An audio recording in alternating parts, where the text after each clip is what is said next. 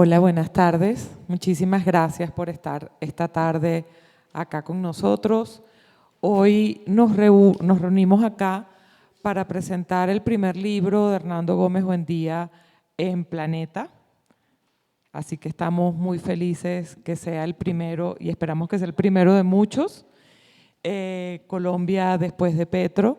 Así que muchísimas gracias a todos por estar acá. Muchísimas gracias a Juanita por venir a conversar sobre este libro. Y bueno, bienvenidos y vamos a escuchar esta conversación. Muchísimas gracias. Bueno, muchas gracias a Planeta por escogerme para presentar el libro. Gracias, Hernando, por escogerme tú. Para mí significa mucho después de todos estos años de haberte conocido y admirado. Yo creo que pocas personas en Colombia son intelectuales que le ayuden a uno a dar como unos marcos interpretativos de lo que sucede como Hernando, y me parece que este libro pues no es la excepción, Hernando. O sea que de verdad muchas gracias por escribirlo y por escogerme para presentarlo. Y quizás yo quería comenzar, Hernando, preguntándote, o sea, sacas este libro faltando 5 meses para que se acabe la presidencia o 6 meses de Petro, y después de una serie de libros sobre Petro que han salido como sobre ningún otro presidente tan rápido, ¿no? O sea, hay el libro de Ariel Ávila, está el libro de Bruce McMaster, está el libro de William Ospina, de Aurelio Suárez, ¿no? Este es como el quinto o sexto libro que yo me leo sobre Petro. Entonces mi primera pregunta para ti es: ¿por qué quisiste escribir otro libro más sobre Petro y cómo dirías tú que se diferencia este libro de los otros? Porque yo le veo claras diferencias, pero me encantaría oír tu perspectiva.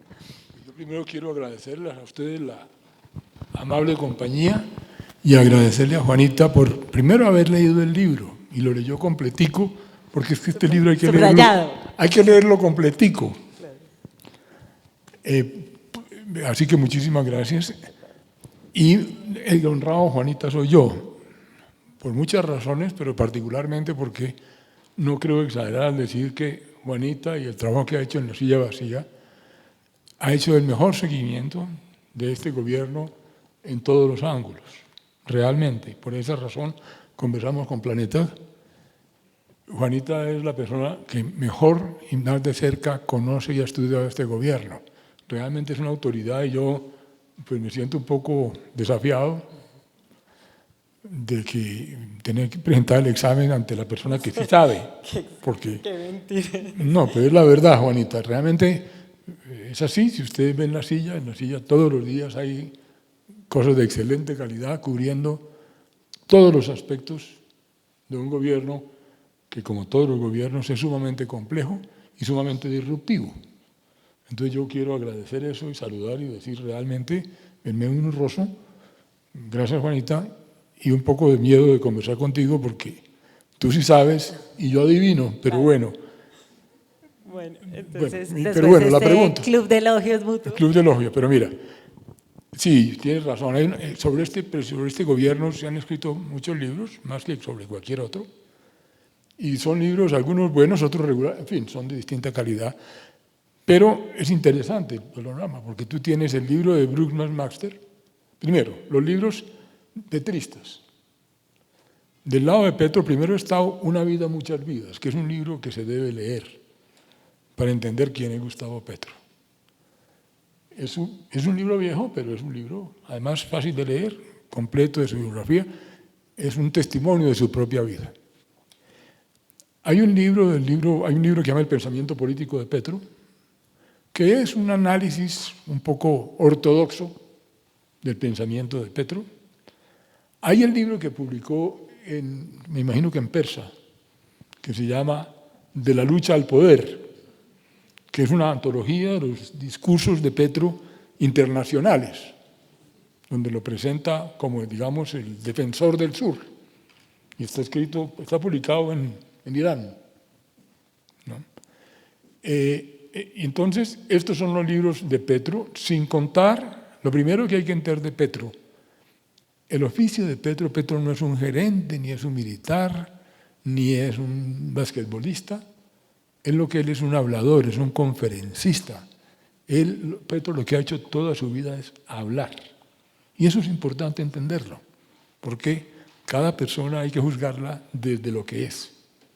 Y entonces Petro tiene un discurso que uno puede estar de acuerdo o no, pero habla sobre lo humano y lo divino durante mucho tiempo. Esa es la característica primera. Entonces el propio Petro ha salido a tratar de defender y explicar su obra sobre todo lo que pasa.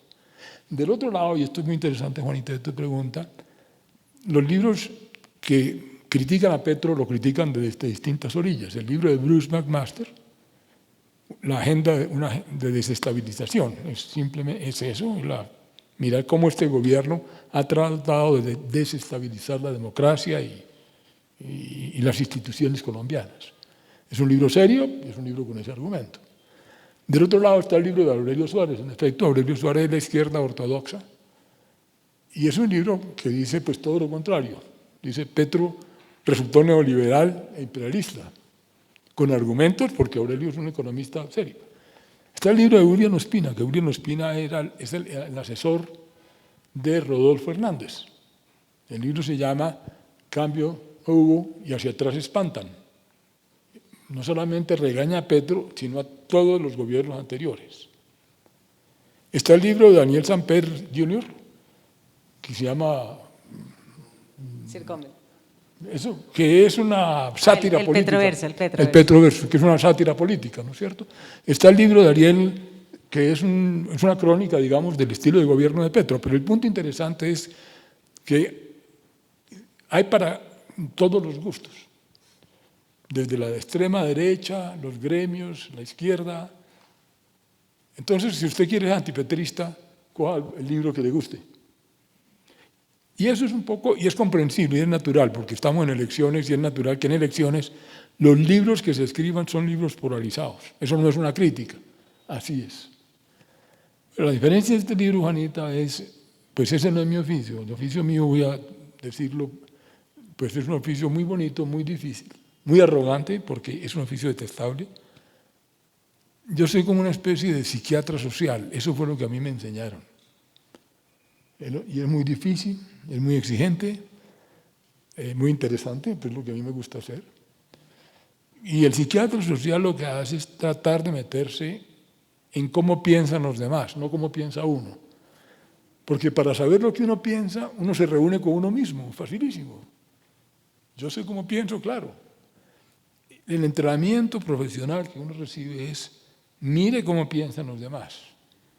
Mire cómo piensan lo contrario de lo que usted piensa y por qué lo piensan, porque la gente no es bruta ni boba. Es el primer, y nadie es ni bruto ni bobo. Y además de eso, y ahí es donde está la parte arrogante de este paseo de psiquiatra, es que usted tiene que oírlos y después aplicar las ciencias sociales. Porque hay una cosa que se llama las ciencias sociales, claro que sí, hay un saber, claro que sí, hay economía, hay psicología, hay sociología, hay antropología, hay semiología, las ciencias sociales son ciencias, y si no, las universidades son una estafa. Entonces el oficio arrogante mío consiste en, primero, entender cómo piensan lo que piensa, lo contrario de lo que piensa, y después evaluar sus argumentos y sus realizaciones con el mayor rigor posible. Y por eso digo que es arrogante, porque claro, lo pone a uno por encima, como toma esa posición intelectual para poder ver el muñeco completo, especialmente en un país polarizado. Ese es mi oficio, como digo, yo lo quiero mucho, me encanta, peleo con todo el mundo porque, por supuesto, esto me obliga a llevar la contraria a todo el mundo. Y en este caso, me pareció que el gobierno de Petro era una oportunidad muy interesante para ver con un poco más de profundidad a Colombia. Lo que pasó con Petro fue que de pronto llegó un extraterrestre a la fiesta. Lo que pasó fue que se coló un señor que no era parte de lo tradicional, que para mucha gente es un loco, un irresponsable, la gente lo detesta, supongo que en este auditorio la mayoría de la gente lo detesta, porque nosotros somos lo que se llama técnicamente el establecimiento, nosotros somos los que nos va bien en esta sociedad, así nos vaya muy mal, nosotros somos los que estamos mejor, ¿cómo están los demás? pero esa es la realidad, sociológicamente hablando. Es una simple observación. Entonces, cuando llega una persona que rompe, entra a la fiesta, un extranjero, un extraterrestre, descolocó a todo el mundo. Los medios no han entendido nada, Petro, pero nada es nada. Por eso es tan importante la labor que tú estás haciendo. Entonces, lo que yo hice aquí, la invitación de este libro, esto es un viaje. Lo que yo hice fue ponerme el uniforme de buzo y tratar de hacer un viaje sobre Colombia a raíz de este gobierno.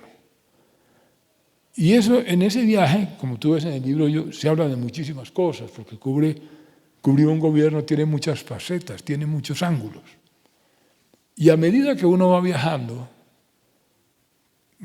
y viendo lo que está pasando con la mejor información posible y tratando después de ponerse, digamos, con las ciencias sociales a evaluarlo, encuentra cosas mucho mejores de las que creía y mucho peores de las que creía yo mismo.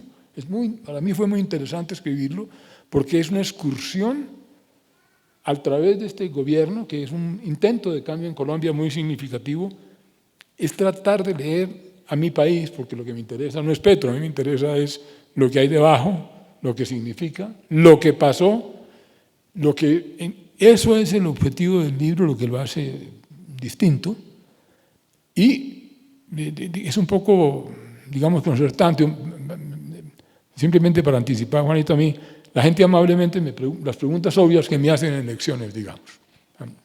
Primera pregunta, ¿el libro es petrista o antipetrista? Mi respuesta honesta es esta: mire, si ustedes quieren ver el libro más petrista que Una vida, lean este libro. Este libro es más petrista que Una vida, muchas vidas. Y si quieren ver un libro más antipatrista que el de Bruce y Aurelio juntos, lean este libro. ¿Por qué? Porque este libro es rabiosamente petrista y rabiosamente antipetrista, en distintos momentos y por distintas razones. Y lo digo realmente, ¿por qué? Porque yo hago el intento de entender el diagnóstico de dónde viene Petro y cuál es la Colombia que ve. Y no está loco, ni es bobo, ni está drogado, todas esas cosas que la gente se inventa. No, Petro no ha hecho en su vida sino leer, si ustedes quieren, de manera confundida. Pero tiene un carretazo, tiene un cuento sobre Colombia, todo un argumento, y eso hay que entenderlo. Claro. Hernanda, a mí me pareció muy interesante que mucha gente dice, no, Petro tiene muy buenas ideas, pero no las sabe ejecutar. Y tú le dedicas una buena parte del libro a analizar esas ideas y concluyes que parte del problema de Petro son sus ideas. Esa es la palabra. Y por el contrario, me parece que rescatas muchos más logros de gestión, claro, de lo que los periodistas hemos rescatado de Petro. Eso me pareció que era muy interesante. Es muy interesante. Y entonces yo quisiera como hablar un poco de esas ideas que tú rescatas de Petro, como tratando de entender. Y tú dices una cosa que a mí me parece pues muy, muy interesante. Voy a citar 3 frases que dice Hernando, que uno queda como, wow, podríamos hablar toda la tarde de esto. La primera es que Petro ve los problemas de Colombia, pero no ve sus fortalezas, ¿no? Me parece que es una frase como muy interesante. Lo segundo es que el fundamento de sus ideas es una desconfianza de la racionalidad moderna. Claro. O sea, eso es como una afirmación muy, muy, muy fuerte. Y tú dices que él ve la política, como que transformar la política es transformar la conversación nacional y transformar el relato nacional, ¿no? Entonces quisiera comenzar por alguna de esas. Creo que esa idea que tú tienes de que tanto Petro como la oposición, hay cosas que ven, o sea, lo que ven es cierto, pero no ven lo que deberían ver, ¿no? ¿Por qué no ahondas en eso? Bueno, me diste en la vena del gusto porque realmente para mí el tema que más me interesa son las ideologías. Todos somos ideológicos, eso es una... Llamo ideología, pues, en este auditorio que me puedo decir, la ideología es un conjunto de creencias fundadas en intereses y valores y respaldadas por emociones que nos hacen ver ciertas cosas e ignorar otras cosas. Lo más bonito, para mí el hallazgo que me fascina, que realmente me interesa mucho, es de qué manera acertamos en lo que vemos y nos equivocamos en lo que no vemos. Y eso tiene una raíz profunda con otro tema, digamos, cognitivo. Eso se refiere al origen de la especie humana, que es otro libro que tengo, que es el que me interesa. Pero, y es esto, todos necesitamos, a ver, hay una cosa que se llama el exceso de información, information overload, que todos padecemos. Todos necesitamos simplificar el mundo. Todos necesitamos simplificarlo, porque si uno se queda averiguando, no hace nada. Se queda con un novio que no se casa, buscando nueva información, ¿no? Todos necesitamos, hasta aquí, no admito más información. Por eso todos somos ideológicos. Cuando digo todos, somos todos. Entonces, lo que es muy interesante es analizar desde qué ideología ve Petro el mundo. ¿Qué es lo que ve y qué es lo que no ve? Porque él ve cosas que la otra gente no ve y son ciertas. El problema de la ideología es que la gente no está equivocada, es que vi las cosas desde otra manera. Sería muy fácil hablar de política o de religión o de deporte si la otra persona estuviera delirando. Pero la otra persona no está delirando, está viendo otra realidad. Es una cosa fundamental. En el caso de Petro ve un país muy distinto del que ve el establecimiento, del que ve los medios, de lo que se llamaría en lenguaje marxista el sentido común de Gramsci. El sentido común son las cosas que damos por sentados los colombianos. Son las cosas que damos por sentadas, ¿no? Por ejemplo, que este país es aliado de los Estados Unidos. Lo detestamos, pero todos vivimos de Estados Unidos. Sí. Todos los que estamos aquí, pues necesitamos la visa y si nos quitan la cuenta, pues nos acaban. Mejor dicho. Bueno, entonces ese es el sentido común. Ese sentido común, lo que Petro rompió precisamente fue eso. Entonces Petro ve otro país. ¿Cuál país ve? Y es lo que yo trato de decirles. Mire, Petro ve un país real y lo toma en serio. No nos engañemos. En este país hay, sin exagerar, que 30% de pobreza. ¿Sí? ¿Culpa de Petro? No. Este país tiene una historia de violencia centenaria, altísima. Tiene una de las desigualdades más altas del mundo. Eso no es demagogia, esa es la realidad.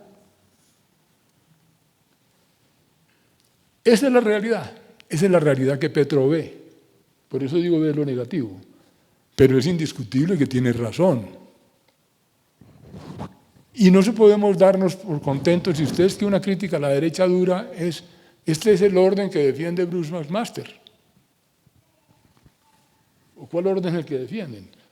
Lo que yo llamo el orden conservador en este otro libro, el orden conservador de Colombia, el sentido común, la sociedad que tenemos, es una sociedad que produce esto. Ese tema de relato a mí me interesa mucho, yo lo digo con toda honestidad, para mí, y lo digo en el libro, el gran descubrimiento de este libro fueron los nadies. Por eso este libro está dedicado a los nadies. Y yo pregunto, no retórica, sino realmente, y les digo a ustedes, ¿cómo verían ustedes a Colombia y a este gobierno? Si usted en vez de estar aquí estuviera limpiando vidrios en un semáforo. Si fuera una mujer desplazada en Cazucá. Si fuera un afrodescendiente sin pensión en el Caribe. Si fuera un minero o fuera un cocalero en Putumayo, ¿usted cómo vería a Colombia? Esa es una pregunta dura, honda. Y Petro la siente profundamente. Puede que está lleno de errores, de equivocaciones, pero es un tema fundamental, Juanita. Y una de las cosas más importantes que pasó en Colombia es que de pronto asomó la cara a esa gente que no se quiere ver. Trágicamente, porque es la otra parte, Petro está equivocado en todo. Y lo digo de una manera muy radical. Está equivocado en su concepción del saber. en su concepción del poder, en su concepción de la riqueza y en su concepción del mundo. Ese es un capítulo duro del libro porque es un análisis de la ideología, de lo que subyace a eso. Entonces, Petro desconfía del saber técnico. Lo dijo una vez, por ejemplo, el país no se arregla con un Excel. Petro llama a la técnica neoliberalismo.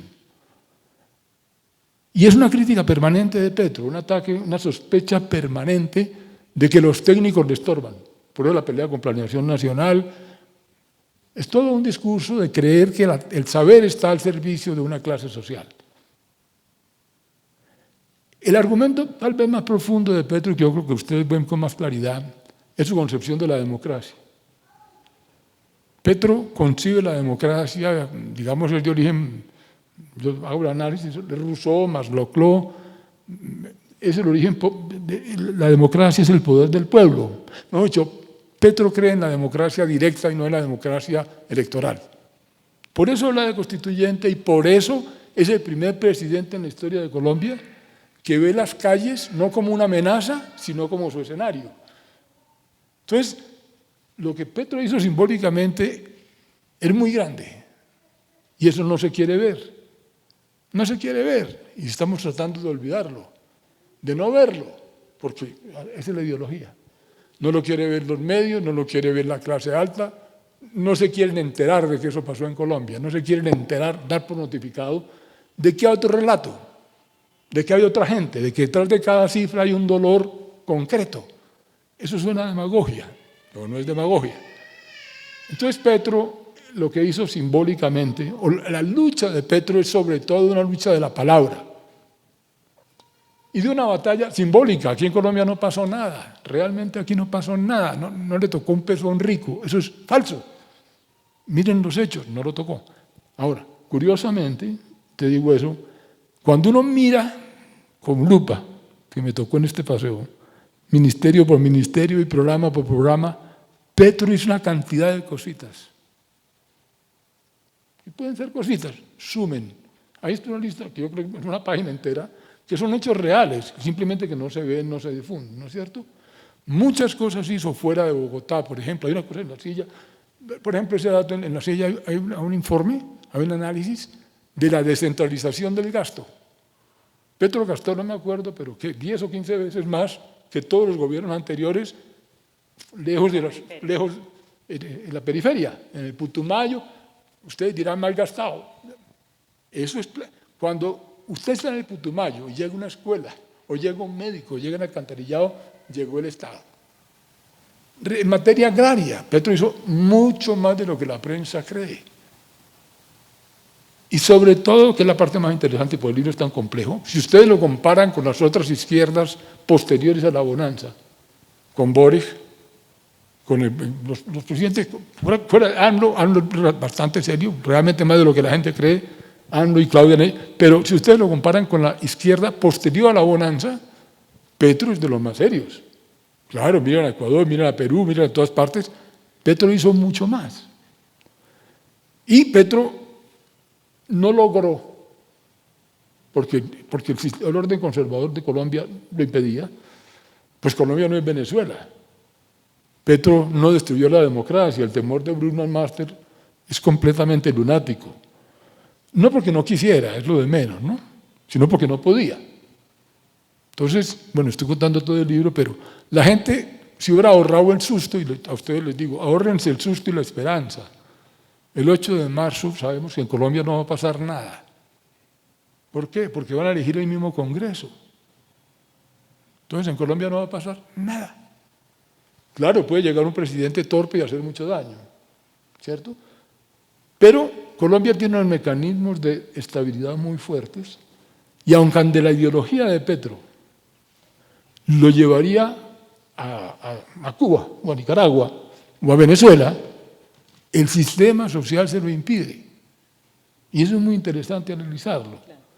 Entonces, yo creo que Petro, gracias Marita por la pregunta, hizo bastante más de lo que la gente cree. Mucho por obra del gobierno. Por ejemplo, paradójicamente, y personas contradicciones de la ideología, ¿no?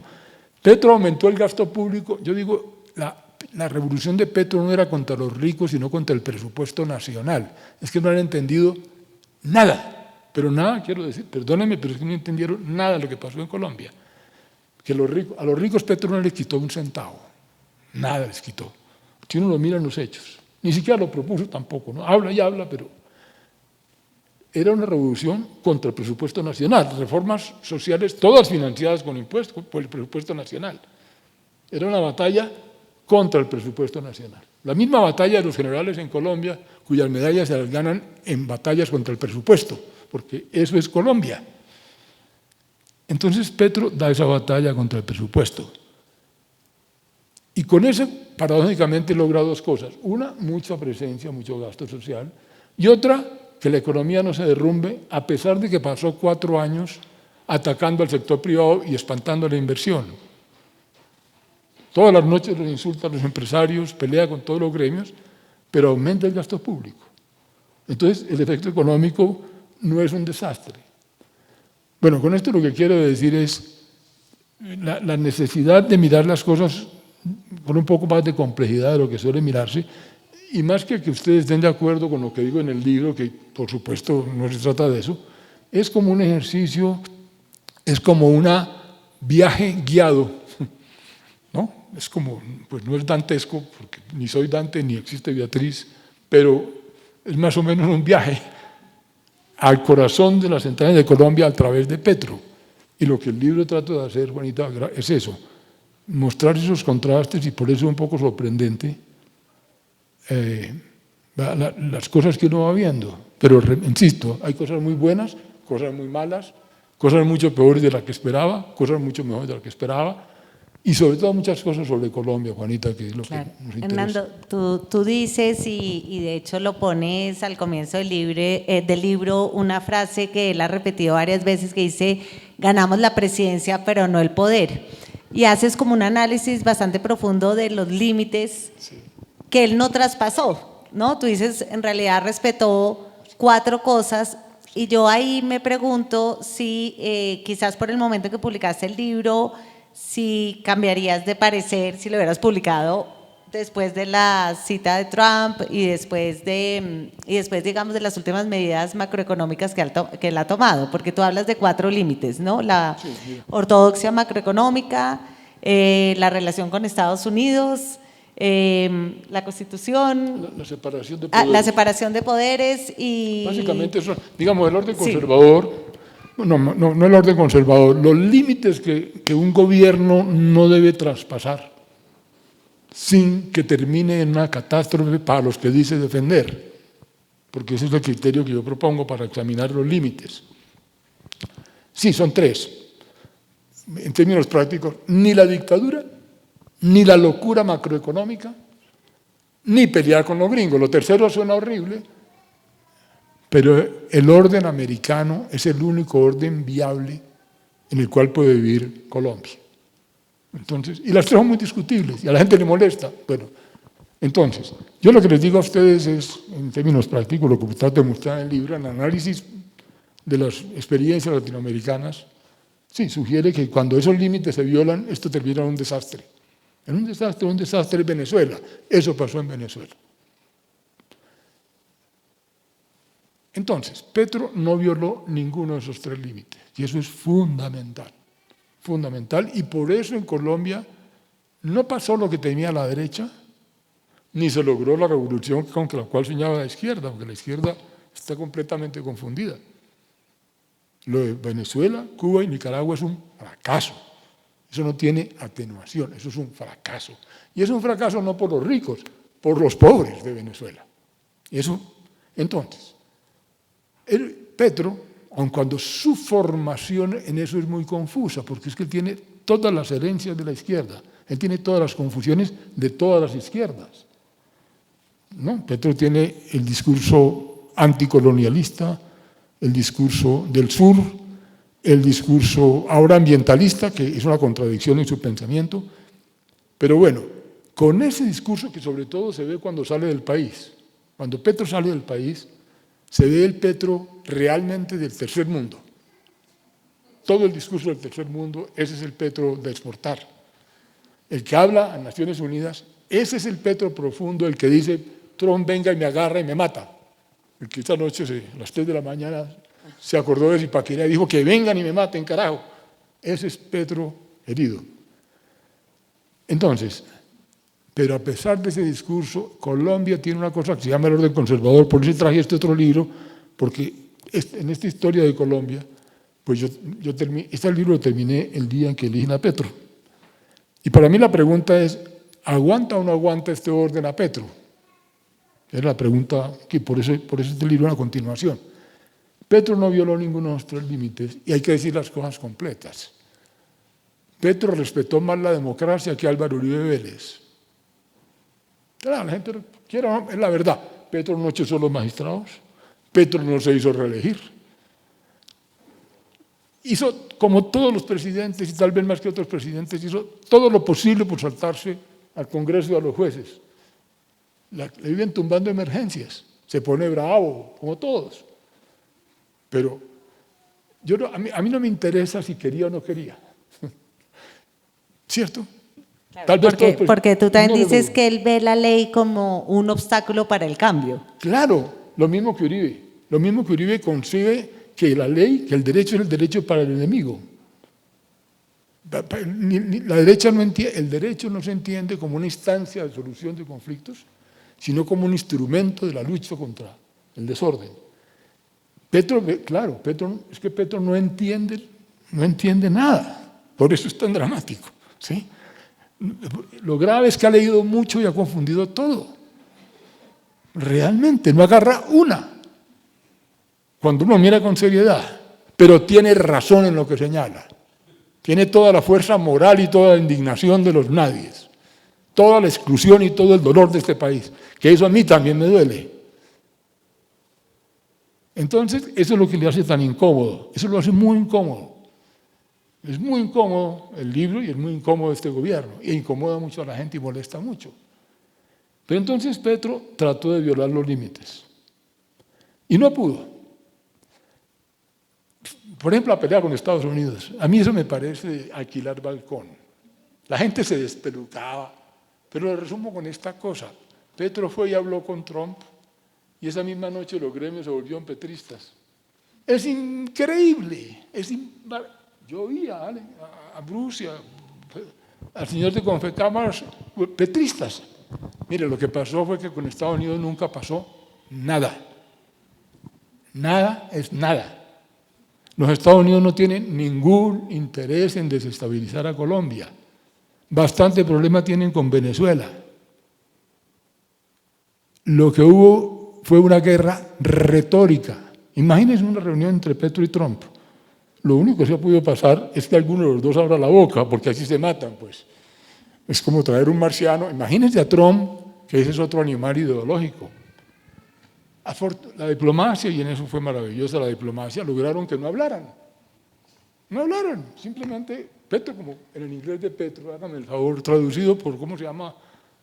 Daniel García Pérez. Bueno, Daniel sí habla inglés, no, it's proper, pero el que lo traducía en la calle de Nueva York, Víctor de Correa, con todo cariño, en un inglés un inglés, ay Dios mío, traduciendo en las calles de Nueva York, el presidente con un micrófono y Víctor Correa traduciendo, this is English, and you soldiers don't obey the states, you obey the law. Ay Dios mío, bueno, imagínense esa conversación con Trump.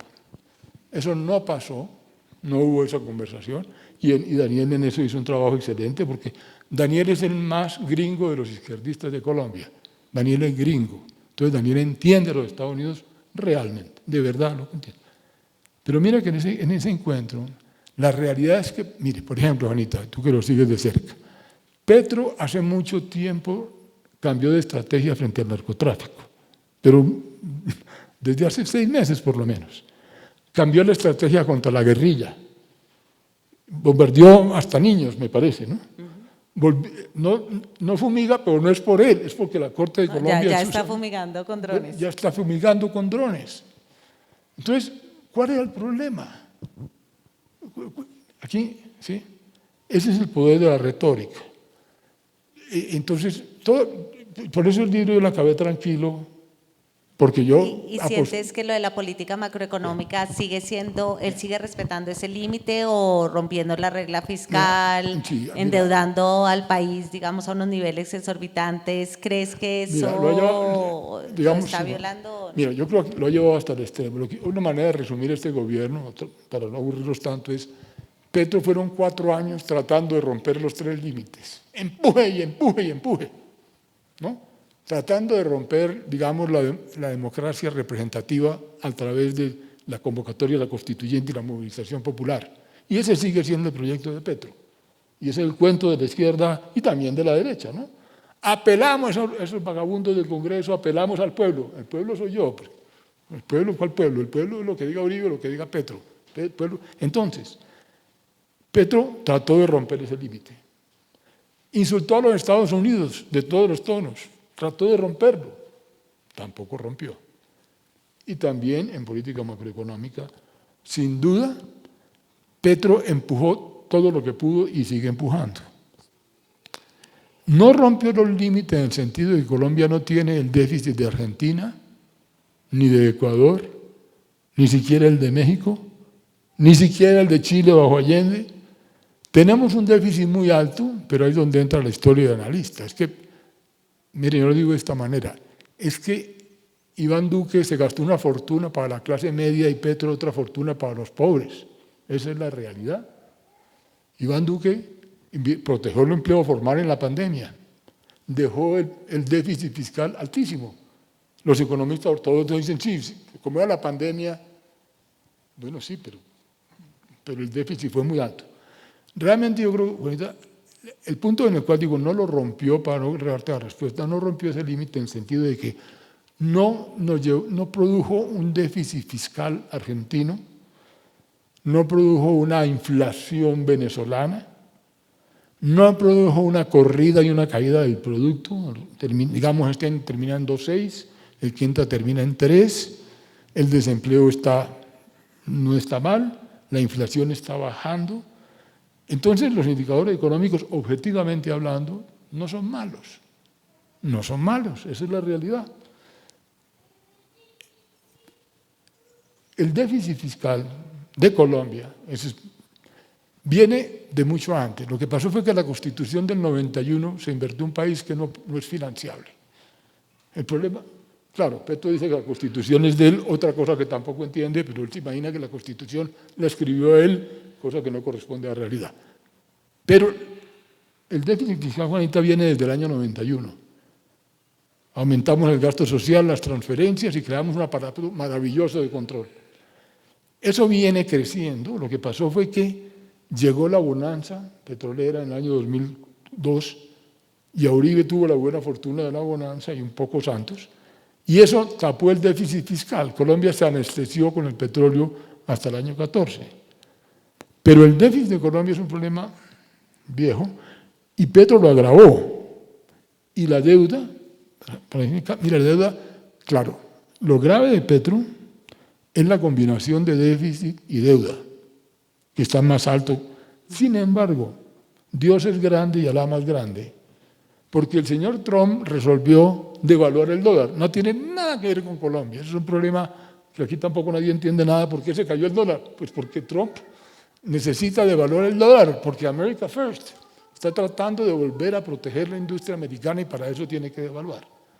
Entonces se cae el dólar, y a Colombia, porque yo me alegro por Colombia, y el jefe de crédito público y el ministro de Hacienda, este señor que no es economista, sino financista, tuvieron la inteligencia y el tino y están jugando la ruleta, ¿no es cierto? ¿Por qué? Porque el dólar está barato. Entonces, en relación al producto colombiano, la deuda no ha crecido tanto y ahora sale el ministro a decir, antes la bajamos a 60% del PIB. Claro que es altísimo para Colombia, ¿no? Entonces, y el jefe de crédito público, bueno, como todos los gente de Hacienda, Juanita, tú lo sabes, lo que son unos magos.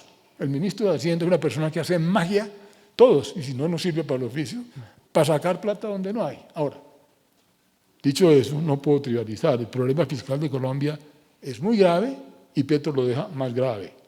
Hernando, ¿y tú sientes que esos límites que él no traspasó como tú dices, de pronto no porque no quisiera, sino porque no pudo, ¿sientes que eso quiere decir que Colombia estamos blindados frente a proyectos autocráticos en el futuro, o sientes que con Petro se dieron unas condiciones que, por ejemplo, no resistirían un gobierno de derecha que quiera pasar los límites? Es mi pregunta. Yo te diría, un gobierno de derecha lo pasa mucho más fácil porque Colombia es un país de derecha. Es decir, yo lo digo de esta manera, Petro y Uribe apelan ambos al pueblo. Uribe pudo reelegirse y cambiar la Constitución, Petro no. ¿Por qué? Porque el pueblo de Uribe tiene al establecimiento a su lado. Simple, es mejor estar arriba que estar debajo.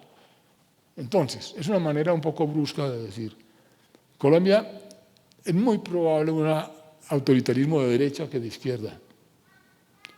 Por muchas razones, porque tenemos el movimiento popular más débil de América Latina.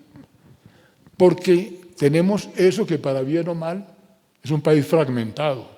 Esto tiene raíces muy hondas, ¿no? Colombia es una democracia no porque nadie quiera ser dictador. Yo quisiera ser dictador, sería pésimo. Uribe quisiera ser, Petro quisiera ser. Lo que pasa es que aquí no lo dejan ser dictador porque este es un país fragmentado. Nadie tiene la capacidad, con excepción de Uribe, por cuenta de la FARC. Eso fueron entre la FARC y la bonanza petrolera produjeron a Uribe. Entonces, yo creo que Colombia sí tiene un riesgo de derecha. Lo tuvo muy alto bajo Uribe. Cambió la Constitución, se reeligió. Pero ni siquiera Uribe se pasó por encima del fallo de la Corte, cuando la Corte en sus sabiduría resolvió la segunda vez que ahora no podía. Yo soy bastante, si se quiere, optimista en eso sobre la estabilidad de Colombia. Con todos los problemas que tiene Colombia, es mucho peor vivir en Venezuela, o en Cuba, o en Nicaragua, o en la Unión Soviética, o en Hungría, es mucho peor. Por eso la democracia, Colombia tiene eso. Entonces, pero yo creo que esos límites, precisamente lo que estaba en juego en este momento es, Juanita, Colombia, salimos de la guerra con las FARC, en eso perdimos 20 años. La pregunta que le toca a Colombia es, Colombia salió de ser la excepción para volverse otro país de América Latina, es decir, a Colombia llegó una cosa que se llama la lucha de clases, que eso aquí no se conocía, ¿no? Petro es eso es el paro cívico. Eso fue lo que se asomó. El riesgo de la latinoamericanización de Colombia está. La izquierda está aquí, eso es otra cosa importante, está aquí para permanecer. Claro que a una izquierda, y si no, miren el 20 o el 30% de Iván Cepeda, eso es así. Y eso es importante que el país lo note y la derecha lo note. Pero el país está tan fragmentado y hemos hecho tal relajo, por ejemplo, del sistema político, que es maravilloso esta separación entre el Congreso y las consultas. Cualquiera que sea el presidente no tiene el Congreso. Uribe fue una excepción, pues porque Uribe barrió con todo, ¿no? Pero la consulta impide que el presidente tenga mayoría en el Congreso y entonces tiene que cerrar el Congreso.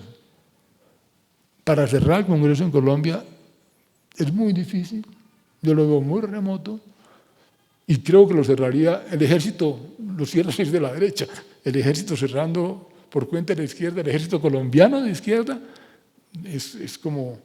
Entonces, yo te diría, Juanita, para contestar tu pregunta, me parece que Colombia está bastante vacunada y esa es una buena noticia. Eso es una muy buena noticia. Que Petro no valora suficientemente, porque Petro no es liberal, ni tiene por qué serlo. No tiene por qué ser liberal. Por eso no entiende el proyecto de la modernidad. Es por esa razón profunda que no lo entiende. Pero independientemente de su ideología, no pudo, y me parece que eso es bueno para Colombia. El lado negativo de este orden que tenemos, y eso es lo que trato de mirar en el libro, es tenemos este sistema, no es Venezuela, no es Cuba, tenemos cierta estabilidad macroeconómica, pero mira la desigualdad, la pobreza, la violencia, la exclusión, el machismo, el racismo, realmente es horrible. Y esa es la pregunta de fondo, pues, para mí, la pregunta de fondo, y cuando digo yo, ni la izquierda ni la derecha han abordado en serio los problemas de Colombia. No. Yo, perdóname, ya que estoy hablando tanto como borracho, pero bueno, es mi oficio, ¿no? Yo soy como Petro, pero espero que un poco más viejo. Un poco más silvanado también. Sí, exacto. Mira, pero Juanita, Colombia realmente, digo yo, tiene dos problemas. Únicamente dos problemas. Un problema que sí es peculiar de Colombia, que es inaceptable, absolutamente inaceptable, es que haya zonas tan amplias del territorio que no domina el Estado colombiano. Eso es una anomalía contra la civilización. Eso es impensable realmente en el mundo civilizado, ¿no? Y es una enfermedad que Colombia tiene y que no estamos en camino de solucionar. Y ahí es donde yo me meto con el ejército. Perdón que yo diga todas estas cosas, pero parte de la tragedia de Colombia es que nadie se para de decir cuál es el ejército que tenemos. Pues necesitamos un ejército de verdad. Esa es la verdad.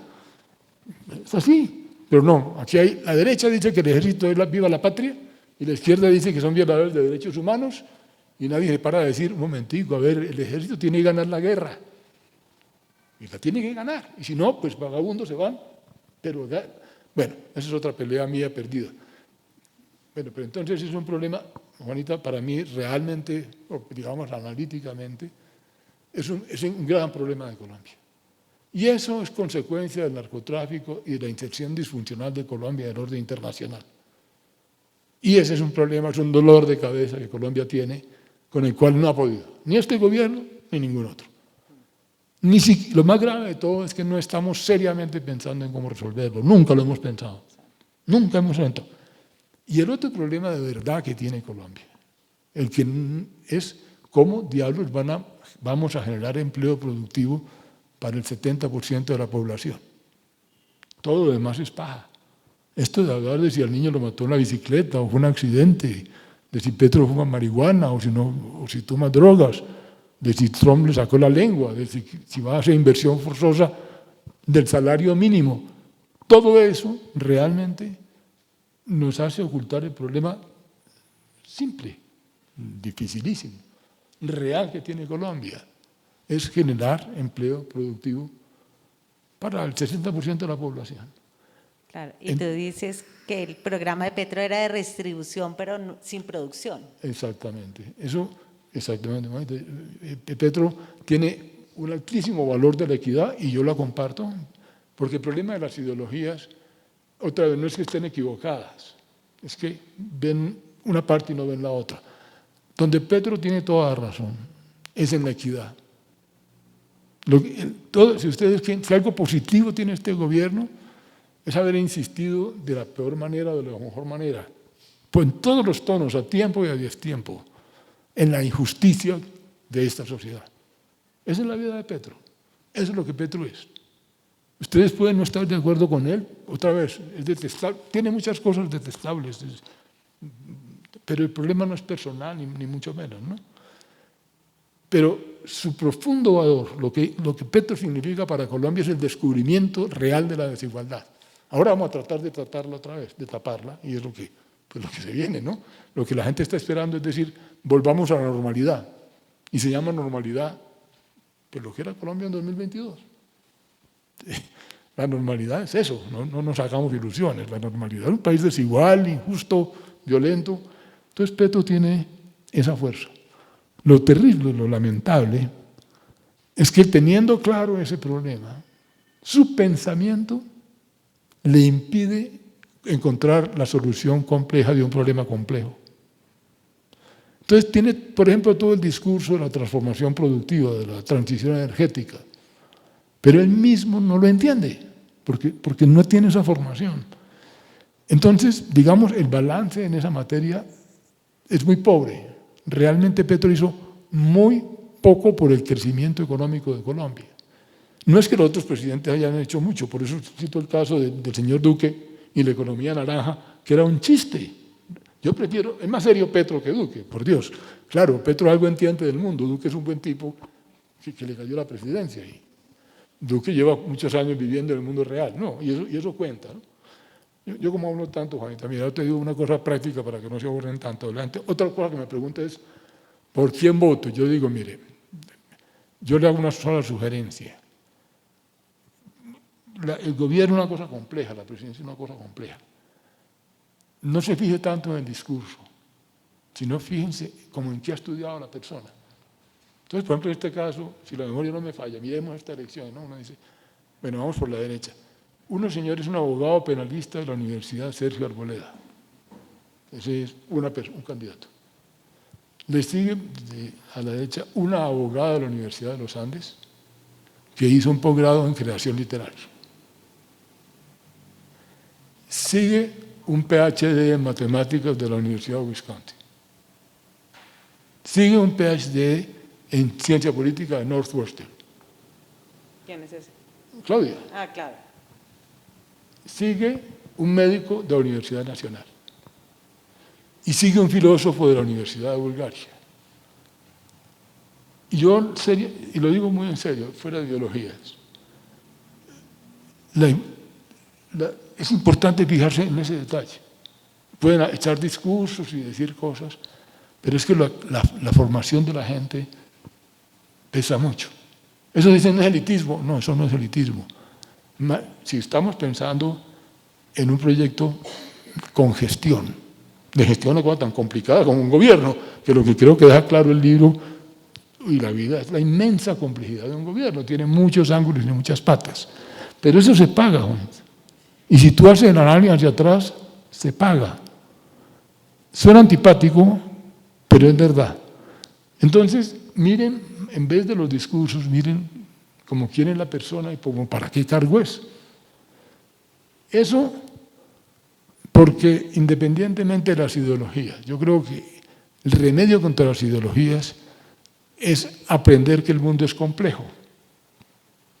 Las ideologías lo que hacen es simplificar, porque necesitamos simplificar el mundo. Todo lo necesitamos. Pero la formación que da a mí, pues mi entrenamiento es complique el mundo. Mire que el mundo tiene equidad y productividad. Porque si no sería muy fácil. Por ejemplo, sería muy fácil arreglar el problema ambiental si no hubiera 8.000 millones de personas que quieren vivir bien. Facilísimo, nos morimos todos y el medio ambiente queda perfecto. Y ese es el simplismo de Petro. Pero por otro lado, digo, el énfasis, Juanito, depende del auditorio. Aún hay que hablar. Ahora, si yo digo esto en un sindicato, el discurso es completamente lo opuesto. Si uno se va a Sincelejo, lo que tiene que explicar es por qué es importante la empresa. Claro.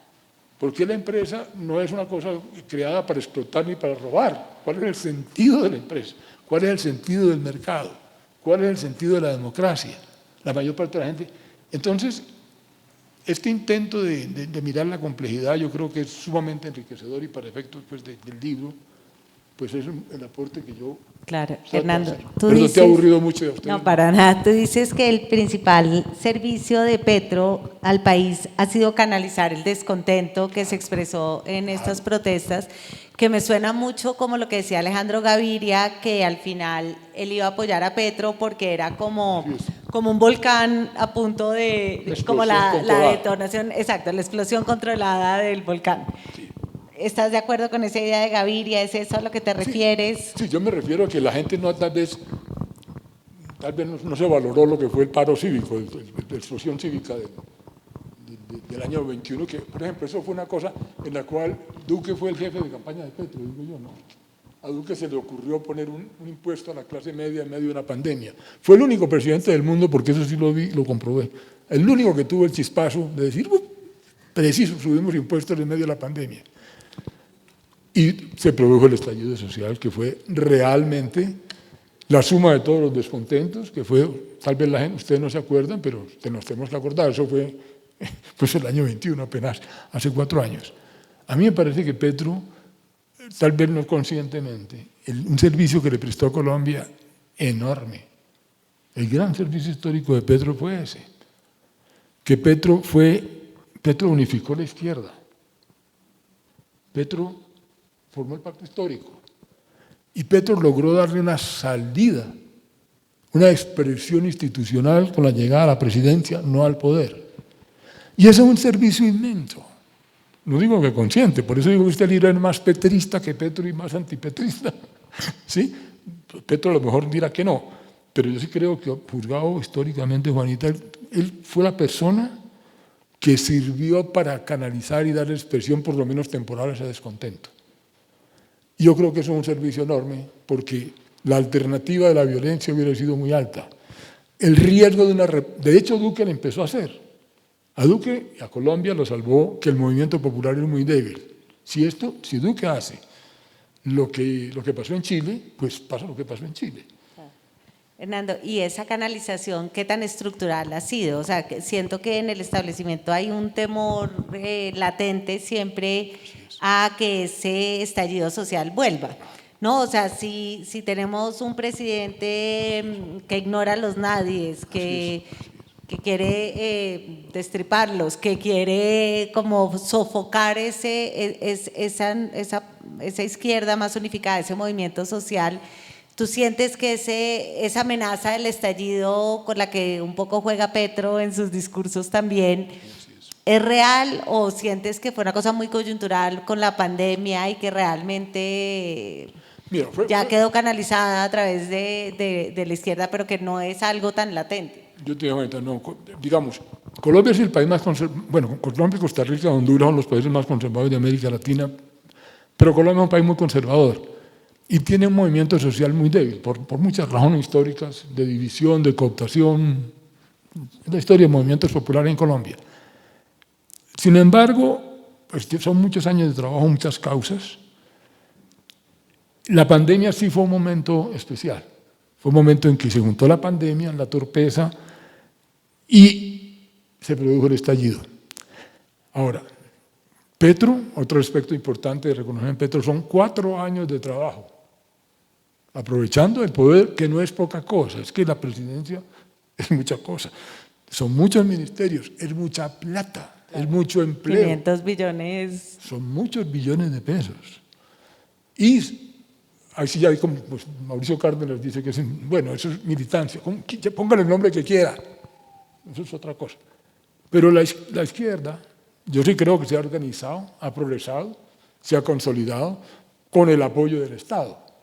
Y en esa cosa, diría, desde todos los ministerios, las agencias, pues como tú sabes mejor que yo, sí se han hecho muchas cosas de apoyo a los sectores populares, de organización de los sectores populares, de movilización de los sectores populares. Entonces yo te diría, la izquierda de este proceso sale más organizada y más fortalecida de lo que estaba históricamente en Colombia. Esto es un paso adelante del movimiento popular en Colombia. Y yo sí creo que sí, y esa es parte de la preocupación, que haya un movimiento pendular, como es probable, y venga un gobierno de reacción. Duque ya, en medio de la pandemia, pero Duque fue eso. Podría ser más duro todavía. Y yo creo que eso sí aumentaría el riesgo de un estallido. ¿Llegará ese estallido a tener las dimensiones chilenas, latinoamericanas? Pues es muy difícil de decir, ¿no? Lo que sí hay, y además para mí es un gran interrogante, Juanita, ¿hasta dónde llegó el discurso de los nadies? ¿Hasta dónde a Petro? Para mí es un misterio, porque en las encuestas no se ve, ¿hasta dónde llegó este discurso? Por eso pregunto, ¿cómo se verá este país si uno estuviera en el Putumayo, o en el Chocó, o en Ciudad Bolívar? ¿Cómo se ve este país? ¿Cómo se ve este país y cómo se ve a Petro? El indicador de salida a las calles no es muy bueno para Petro, no le va muy bien las marchas. Ahí sale como el movimiento organizado, sale como los centrales obreras y los trabajadores públicos, ¿no? Como pagados en buses, no muy diferente de otros gobiernos, más que otros gobiernos, pero yo no sé hasta dónde llegue ese poder simbólico, hasta dónde llega, por ejemplo, una debilidad grande de Petro es Francia Márquez, pero la imagen, y yo le digo así deliberadamente para ofender lo que para la clase alta colombiana significa una vicepresidenta que debería ser la empleada del servicio. Eso fue lo que pasó en Colombia. Y así es. Yo lo digo, ¿eso parece agresivo? No, esa es una observación simple. Una mujer afroamericana en Colombia es una empleada del servicio. Y llegó una afroamericana, claro, eso es la historia compleja con Petro. Las caras que salieron, los rostros, los acentos, salió lo que llamo el país de todos los colores, ¿no? ¿Sí? Desordenados, complicados, pues claro, rechazados culturalmente, Pero eso tiene un valor simbólico que es el terreno donde Petro es fuerte. Es que es bien interesante, ¿no? Por eso empecé diciendo, Juanita, Petro, lo que tal vez no se ha valorado suficientemente es que lo que Petro sabía hacer es hablar, es simbolizar, ¿no? Es lo que es él. Y muy débil en las otras cosas, un pésimo administrador, por supuesto, todo lo que ustedes quieran, ¿no? No sé qué le quieran decir, ¿no? Antipático, vendido, mal calzado, yo no sé qué más cosas le digan. Bueno, pero Petro es un tipo de palabra, lo que él sabe es hablar. Y los símbolos. El M-19, la fuerza del M-19, que fue mucha. Y construyó una leyenda, por ejemplo, el M-19 fabricó la leyenda de que ellos habían hecho la Constitución y la gente le cree, y Petro cree que la Constitución es de él. No ha leído la historia patria, no entiende nada de nada, porque pues eso sí me tocó vivirlo a mí. Pero el poder de los símbolos es muy grande. Por ejemplo, Petro usó más los símbolos en este gobierno que Uribe. Tal vez Abelardo aprendió eso de Petro y por eso Abelardo es tan peligroso, porque maneja los símbolos. Pero son dimensiones muy difíciles de cuantificar. ¿Hasta dónde la gente va a aceptar el relato de Colombia, de esta sociedad de clase, de esta sociedad clasista, machista, racista? Porque es que negar eso. ¿Hasta dónde Petro y la izquierda lograron cambiar ese discurso? Para mí es una pregunta abierta. En la medida en que se quiten las distracciones, es más posible que lleguemos al fondo del asunto, ¿no? Entonces, yo no descartaría, me parecería predecible, digamos, como sociólogo.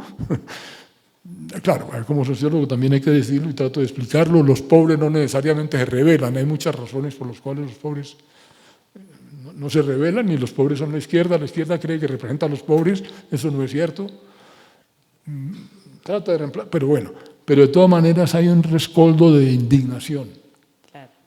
No sé cómo lo percibes tú, Juanita, que tú conoces más el país que yo, pues no sé, ¿cómo lo ves? No, yo estoy de acuerdo contigo en que siento que sí, que el gran legado de Petro es haber traído al movimiento social al poder y siento que después de haber estado en el poder pretender ignorarlos y conducir un país sin ellos, pues me parece que eso tiene un efecto bastante violento a futuro. O sea que Sí, es una pregunta. estoy de acuerdo contigo en eso, Hernando. Y ya para terminar, te quería preguntar un poquito sobre el futuro, porque tú dices ahí, bueno, el reto de la izquierda es pasar de exhortar, que fue lo que hizo Petro, de lo simbólico a gobernar. Claro. Mi pregunta para ti es, Iván Cepeda representa eso, o sea, si Petro era la parresía, era la elocuencia, pues Iván Cepeda no parece tener esos rasgos. ¿Qué significa en todo esto? ¿Cómo te imaginas tú un gobierno de Iván Cepeda? O sea, tu próximo libro. Yo creo que somos tan de malas que Iván Cepeda. Miren, voy a contar la historia de Colombia en breve. Álvaro Uribe le debe su grandeza a las FARC. Álvaro Uribe existe por las FARC. E Iván Cepeda existe por Álvaro Uribe. Resulta que, faltando unos meses, el señor logró meter a Uribe a la cárcel, que además lo sacaron. Y la verdad es que por eso Iván es el candidato. Pero Iván es un candidato, Cepeda, porque el doctor es una persona improbable como candidato, eso lo sabemos, no tiene carisma. Y más que un marxista ortodoxo, como digo, y no lo digo de ninguna manera despectiva, estudió filosofía en Bulgaria. E hizo un posgrado en Francia en Derechos Humanos, esa es la formación de Iván, y ha dedicado toda su vida a esa causa. Y eso cuenta, eso pesa, eso representa mucho del dolor de Colombia. Él mismo lo vivió. Y eso no se puede subestimar. Así como Uribe tiene un dolor, y todos tenemos dolores muy duros, Uribe tiene un dolor y ese dolor pesó en su gobierno. Dolor personal, porque es que eso es lo fascinante de la historia. Iván Cepeda tiene un dolor y tiene una tradición de militancia, de seriedad, pero no es una persona carismática. Más bien una persona de aparato, de equipo. No es un mamerto bolchevique, como bolchevique, no es eso. Entonces, yo creo que sería un gobierno muy distante, muy distante de la conversación nacional en casi cualquier cosa que no sea su área. Creo que entiende, con todo respeto, por eso digo que es importante mirar quién es la gente, creo que él entiende muy poco de economía, tiene nociones muy... No es que Abelardo entienda nada, no, pero para la ruptura, yo no creo que Iván Cepeda hiciera un gobierno, no sabría. Tal vez aprendieron una cosa, ojalá hayan aprendido que con el Congreso es muy difícil, de que puede hacer mucho más usando juiciosamente la administración, gritando menos y haciendo más. Tal vez es lo que puede hacer Iván Cepeda, es menos ególatra, es menos simbólico, pero para mí tiene un gran problema, aunque pues es mi propia formación, y lo tengo claro, ¿no? Yo le doy mucho valor a la formación intelectual porque es que me parece muy importante que la gente entienda, después opine, pero primero entienda, ¿no? Y me preocupa eso. Yo le encuentro un vacío muy grande, por eso no ha salido, creo, a la prensa y al debate público. Entonces, ahora, un gobierno por eso es que una cosa que yo creo con la que hay que entrar en esa ecuación es que Petro se queda, claro, Petro está muy joven. Petro va a estar en Colombia influyendo y presente y hablando. Y es una fuerza. Pero también queda la pregunta, ¿será que Colombia aguanta 4 años de empujón? ¿8 años? Por ejemplo, el déficit fiscal. ¿Será que podemos seguir haciendo la revolución por cuenta sin plata? Porque es que lo que hizo Petro fue, digamos, la salud se iba a quebrar y Petro resolvió que era mejor quebrarla ya. Eso fue lo que pasó en Colombia. Todo ese relajo que armaron, la salud se tenía que quebrar. Esa pelea viene desde el año 90, por Dios. Perdón, yo estoy muy viejo, yo he peleado con Juan Luis Londoño en televisión porque era un problema de aritmética. Colombia, esa salud se iba a quebrar desde que empezó hace 30 años. Y Petro vino y resolvió quebrarla. ¿Aguanta Colombia más gasto? No. Estamos en una situación complicada, porque me parece a mí que hay una restricción fiscal real para el próximo gobierno. Me parece a mí que Petro deja problemas muy graves, agravados. El peor de los problemas es el aumento de la violencia. Digo, para mi opinión, el gran error ideológico de Petro se llama la paz total. Eso es un fracaso total, es una equivocación total debido a una ideología que trato de explicar por qué Petro llegó a creer eso y por qué, insisto, son tan importantes las ideas. Ahí nos deja un daño muy grande. Otro daño grande que deja es el problema fiscal, no que sea culpa de Petro, eso no lo originó Petro, pero lo agravó Petro.